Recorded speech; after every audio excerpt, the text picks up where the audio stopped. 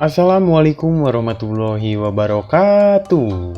Kembali lagi ataupun selamat datang untuk kalian semua.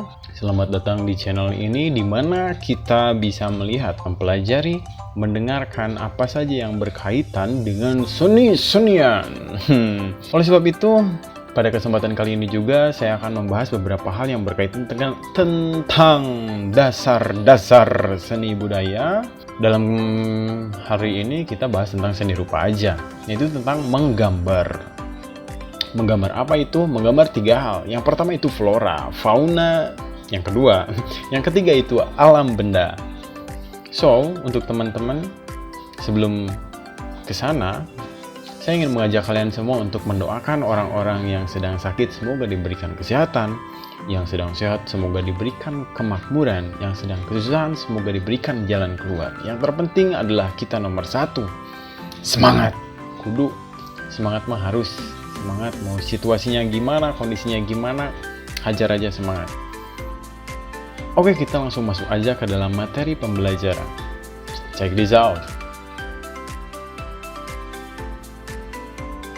Tapi sebelum kita dalam praktek, kita harus mengetahui dulu apa itu menggambar. Apa itu menggambar? Aku mau menggambar tapi aku nggak tahu menggambar itu apa. Aduh, jangan. Itu kayak aku mau kenal dengan dia, mau dekat dengan dia, tapi aku nggak tahu siapa dia. Sedih banget. Oleh sebab itu ada beberapa definisi sebenarnya gitu. Menuangkan imajinasi yang ada dalam pikir, kemudian melalui karya gores-gores itu menjadi sebuah gambar, itu bukan pengertian dari menggambar. Banyak sekali, akan tetapi kita akan mengambil salah satu hal. Salah satunya dikutip dari buku Menggambar Sebuah Proses Kreatif, itu ditulis tahun atau diterbitkan pada tahun 2002, karya Francis D. Catchings. Definisinya yaitu menggambar adalah membuat goresan-goresan di atas permukaan yang secara grafis menunjukkan kemiripan mengenai sesuatu. Jadi itu lir ibarat seperti kalian itu melihat ada objeknya misalkan rice cooker, dan di sana kalian tuangkan ke dalam pikirkan dan imajinasikan, kemudian kalian tuangkan ke dalam media dengan menggunakan alat pensil dan lain sebagainya, dan menyerupai dari 3 dimensi menjadi 2 dimensional, seperti itu. Tapi ada yang sangat menarik nih guys. Menariknya apa? Ternyata gambar itu merupakan bahasa yang universal banget. Pada zaman dahulu atau sebelum datangnya aksara pada bumi ini, zaman prasejarah, manusia-manusia pada zaman itu melakukan komunikasi selain dengan body language atau bahasa isyarat ataupun dengan bahasa yang mereka we don't know, tapi gambar juga digunakan sebagai bahan untuk berkomunikasi. Kita lihat pada artikel ini, bahasa yang digunakan sebelum datangnya aksara yaitu adalah gambar. Karena terbukti dengan beberapa hal, pada zaman dahulu aksara belum ada, komunikasinya kayak gimana, dan terdapat penemuan-penemuan dalam gua ataupun artefak-artefak di mana gambar menjadi salah satu tempat media ataupun cara agar mereka dapat berkomunikasi. Kita di sini akan menggambar 3 hal yang tadi kan, flora, fauna, dan alam benda gitu. Kita jelaskan terlebih dahulu apa itu flora, apa itu fauna, apa itu alam benda. Dikutip dari buku Biogeografi tahun 2002 karya Ernie Suharini, menjelaskan mengenai flora. Apa itu flora, Bu Ernie? Flora itu yaitu semua jenis tumbuhan yang merupakan kekayaan alam di suatu tempat, ataupun inventaris kekayaan tumbuhan di suatu tempat. Dan apa itu fauna? Kita lihat seperti pengertian di atas ini. Jadi dari bahasa Latin atau hewan, artinya adalah kesana segala jenis macam hewan yang hidup di bagian tertentu atau periode tertentu. Jadi untuk flora itu kan tumbuhan, nah untuk fauna itu adalah hewan. Nah kemudian apa itu alam benda? Alam benda merupakan penggambaran benda yang tidak bergerak, baik benda-benda yang dihasilkan oleh alam seperti buah-buahan, batu, gunung, kerang, dan sebagainya, maupun benda-benda buatan manusia seperti meja, piring, gas LPG yang disusun sedemikian rupa sehingga membentuk komposisi tertentu. Jadi si alam benda ini tuh emang biasa dipergunakan untuk dilukis gitu ataupun digambar oleh seniman gambar. Seperti itu, gengs. Komposisi menggambar. Kita sebelum menggambar, kita juga harus mengetahui komposisi menggambar. Untuk apa kepentingannya, itu sangat penting. Dalam menggambar, itu sangat membutuhkan komposisi agar penampilannya menjadi indah, menarik, apik, dan rapih gitu. Dilansir seperti dalam buku Menggambar Bentuk versi 1 tahun 2013, karya Mesra gitu, menjelaskan mengenai komposisi dalam menggambar yang merupakan suatu susunan dari beberapa unsur secara seimbang dan serasi atau harmonis. Sebenarnya komposisi dalam menggambar itu banyak seperti unity, harmoni, balancing, dan lain sebagainya gitu. Akan tapi kita akan membahas dua hal saja di sini untuk dasar, yaitu tentang simetris dan asimetris. Apa itu komposisi simetris dan komposisi asimetris? Kita bahas satu-satu. Komposisi simetris merupakan di mana objek di bagian kiri dan bagian kanan itu menunjukkan bagian yang sama atau seimbang. Jadi keseimbangan antara kiri dan kanan apabila kita belah dua, itu menunjukkan hasil yang sama. Dan asimetris merupakan bagian kiri dan kanan itu tidak sama gitu atau berbeda. Ya, contohnya seperti ini. Ini merupakan perbandingan antara simetris dan asimetris. Sangat mudah untuk dibedakan sebenarnya. Sekarang kita masuk kepada teknik menggambar.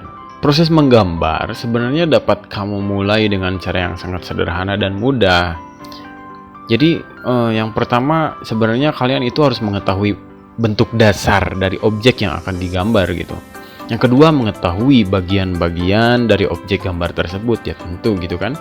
Kalian mau menggambar burung tapi yang kalian lihat adalah rice cooker, itu bakal jadi rice cooker terbang gitu. Menggambar flora di atas. Nah, di sini ada gambar bunga matahari ya. Ini objeknya gitu, bunga matahari. Kemudian gimana sih cara menggambarnya? Cara menggambarnya memiliki beberapa step. Banyak macam step, tapi saya akan merekomendasikan seperti ini. Ini stepnya. Nah, kalian mempelajari dari 1 sampai hasilnya seperti ini. Seperti hasil yang di atas itu stepnya seperti itu gitu. Tidak langsung menjadi matahari atau bunga matahari. Jadi ada stepnya dulu, bulat, bla bla bla gitu. Kemudian ada juga gambar bunga tulip. Nah, ini objeknya. Kemudian bagaimana cara menggambarnya? Kita lihat.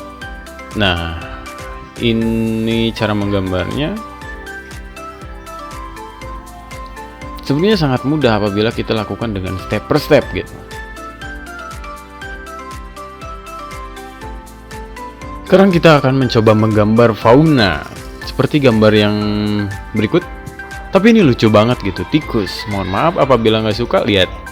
Ini tikusnya, bagaimana kita cara menggambarnya seperti ini. Nah, pokoknya kalian bisa berbagai macam metode gitu. Bisa dari badannya dulu, atau dari ekornya dulu, telinganya dulu, dan lain sebagainya gitu. Cari aja kenyamanannya. Kemudian yang ketiga adalah menggambar alam benda. Nah, untuk menggambar alam benda itu saya contohkan seperti ini. Kita cukup menggambar gelas lah. Misalkan contoh gelas. Contoh gelas. Yang pertama gelas yang biasa ada di rumah. Bagaimana cara menggambarnya? Seperti ini. Dan yang kedua adalah gelas yang suka ada di rumah juga gitu. Dan gambarnya, cara menggambarnya seperti ini. Akan tetapi, pada saat menggambar bentuk, kalau kamu ingin memperindah berbagai macam hal yang berkaitan dengan alam benda, kamu harus memperhatikan beberapa hal berikut ini gitu.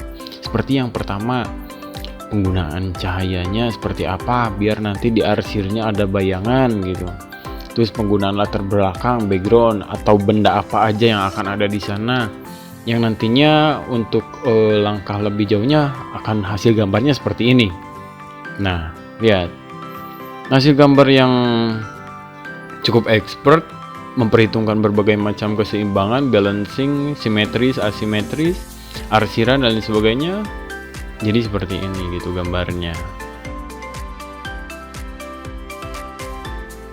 Kamu bisa menggunakan pensil, bisa menggunakan ballpoint ataupun bahan graffiti, ada koas, ada cat dan sebagainya. Tapi untuk saat ini garis bawahi kalian hanya mempelajari tentang dasar-dasar media atau alat gambar, yaitu yang pertama pensil. Nah, pensil udah nggak asing lagi gitu ya pensil. Tapi di sini untuk pensil itu dibagi menjadi dua jenis, guys. Baru tahu nggak? Pensil itu bagi menjadi dua bagian. Yang pertama itu pensil H, yang kedua itu pensil B. Nah, pensil H itu memiliki sifat keras dan cocok untuk digunakan untuk membuat garis yang tipis. Dan pensil B itu kebalikannya, dia itu lebih lunak. Jadi bisa dikatakan itu lebih cocok untuk membuat garis yang lebih tebal gitu. Nah, ini salah satu diagramnya. Salah satu hasil dari pensil H dan B. Pensil warna memiliki variasi warna yang banyak banget, menghasilkan warna yang sangat lembut gitu. Ini pensil sama-sama pensil, cuman dia hidupnya lebih berwarna aja gitu. Kayak gitu. Nah, ini bisa digunakan untuk kalian memberikan warna atas apa yang kalian gambar sebelumnya dengan pensil atau sketsanya sebelumnya gitu. Yang ketiga, ada juga yang bisa menghasilkan warna selain pensil warna. Apa itu? Krayon. Nah, ini mah lebih tebal gitu ya daripada pensil warna. Warnanya itu lebih mencolok gitu, lebih kuat, lebih cerah atau lebih kesan lembutnya itu terlihat gitu dari krayon. Kemudian ada apa lagi? Kemudian ada lagi? Ada apa lagi? Sama aja sih ya. Kemudian ada ballpoint atau pulpen. Pulpen sering digunakan juga untuk menggambar. Fungsinya bisa langsung dari sketsa ataupun dia mempertebal dari si pensil gitu, dipermanenkan gitu. Kemudian ada yang paling penting sih sebenarnya, yaitu eraser atau penghapus, eraser gitunya.